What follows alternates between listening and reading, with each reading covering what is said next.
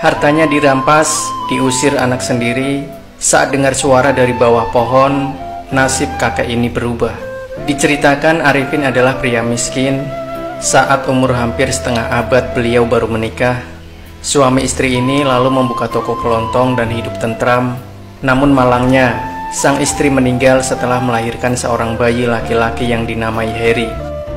Arifin sangat sedih, namun tetap saja harus melewati hidup dan membesarkan anaknya yang masih bayi.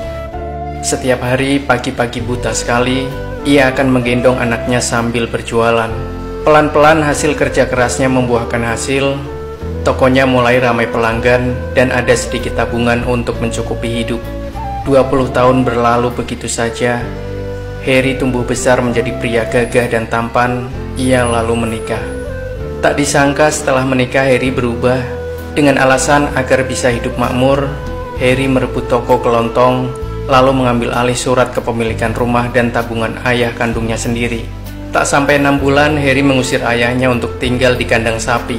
Ayahnya dengan berang meninggalkan anaknya yang tidak berbakti itu. Untungnya berkat pengalaman bertahun-tahun di toko kelontong, Arifin mengenal banyak pengusaha yang bersedia meminjamkan uang untuk menyewa rumah. Sisa uang pinjamannya kemudian dipakai membeli stok untuk dijual kembali. Begitulah kakek Arifin mulai menjajakan dagangannya di jalanan. Suatu malam yang dingin, tidak banyak pejalan kaki di jalanan. Kakek Arifin berpakaian tipis, menggigil kedinginan. Ia lalu putus asa dan berjalan pulang, mengarah ke kediamannya. Tiba-tiba ia mendengar suara tangisan bayi. Ia celingak ke kiri, celinguk ke kanan, tapi tak ada satupun bayangan orang. Semenit kemudian terdengar lagi suara tangisan bayi. Makin lama makin nyaring. Kakek Arifin lalu mencari sumber tangisan itu, menemukan sebuah keranjang yang diletakkan di bawah pohon di tepi jalan. Saat dibuka, seorang bayi laki-laki menangis meraung-raung, nampak kedinginan. "Orang tua macam apa yang membuang anak ini?" ujar kakek Arifin. Dia mengeluarkan anak itu dari keranjang, menggendongnya dan menghiburnya agar tidak menangis lagi. Tangisan anak itu mulai melemah. Kakek Arifin dalam hatinya berpikir bahwa kini ia masih harus membayar banyak utang. Bila ditambah anak ini lagi, pengeluarannya akan bertambah banyak. Namun saat menatap wajah bayi itu yang merah karena kedinginan, kakek Arifin lalu memutuskan untuk membawanya pulang. Setibanya di rumah, kakek Arifin menatap bayi itu dengan seksama. Mungkin bayi ini sudah kecapean menangis, apalagi rumahnya hangat. Kini bayi itu tertidur pulas. Wajah kecil itu mulai membuat kakek Arifin teringat wajah kecil anaknya Heri. Ngapain masih pikirin anak gak berbakti itu, pikir kakek Arifin. Kakek Arifin lalu mulai membuka bungkusan kain yang membungkus bayi itu. Mendapati bahwa kain yang dipakai adalah kain halus yang hanya mampu dibeli keluarga berada.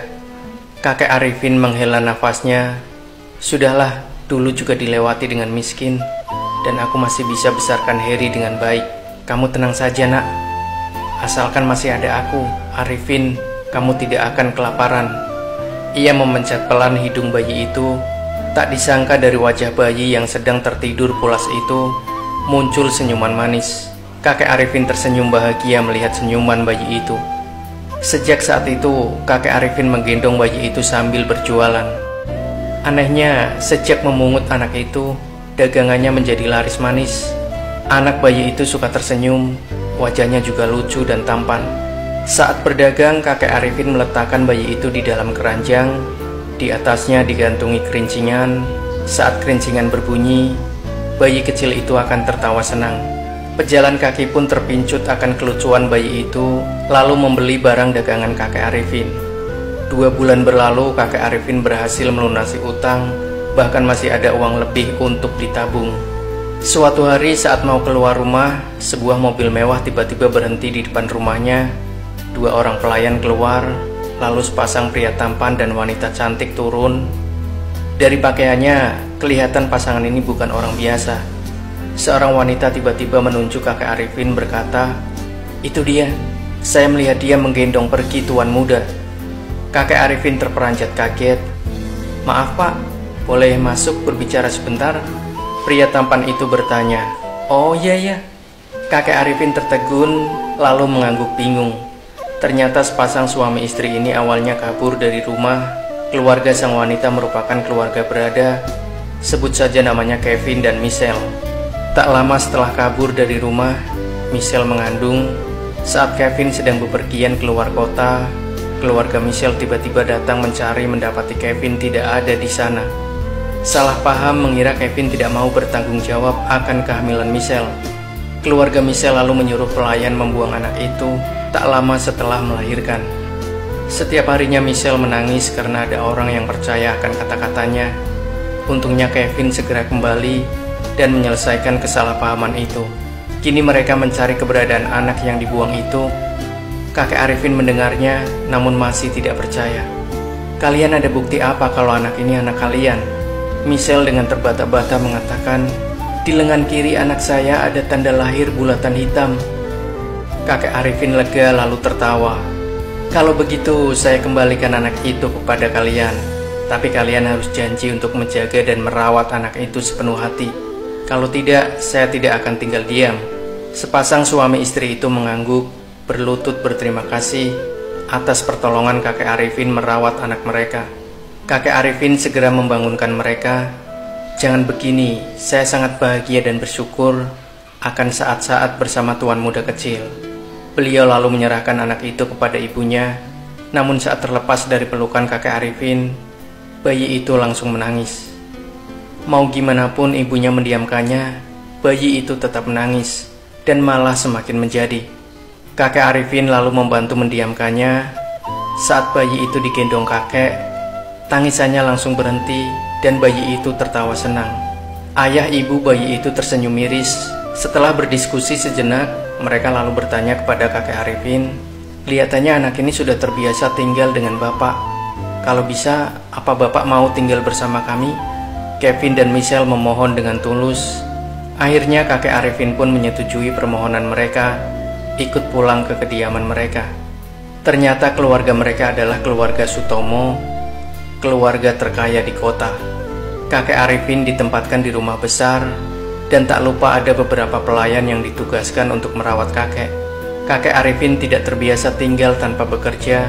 Ia lalu meminta pekerjaan ke keluarga Sutomo. Beliau lalu ditugaskan mengurus supermarket terbesar di kota. Sifat kakek Arifin yang jujur dan tulus membuat bisnis supermarket itu semakin membaik. Keluarga Sutomo bahkan membagikan sebagian sahamnya ke kakek Arifin. Kali ini kakek benar-benar hidup makmur, serba berkecukupan. Anaknya Heri sempat datang mencarinya, berharap kecipratan kekayaannya. Namun diusir dan pulang dengan tangan hampa. Kabarnya istri Heri kabur dari rumah beserta selingkuhannya. Uang-uangnya juga diambil ludes. Karena Heri juga malas, tokonya bangkrut dan ia jatuh miskin. Kini ia hanya mengemis demi melangsungkan hidup. Anak laki-laki yang dipungut kakek itu tumbuh besar dan dekat sekali dengan kakek Arifin, menyayangi dan menganggap beliau sebagai kakek sendiri. Di usia ke-98 tahun, pada suatu hari di musim semi yang hangat, kakek Arifin tersenyum bahagia, menutup mata untuk selamanya. Demikian sahabat cerita nyata Reborn, akhir dari sebuah kisah yang berjudul Hartanya Dirampas, Diusir Anak Sendiri. Saat dengar suara dari bawah pohon, nasib kakek ini berubah.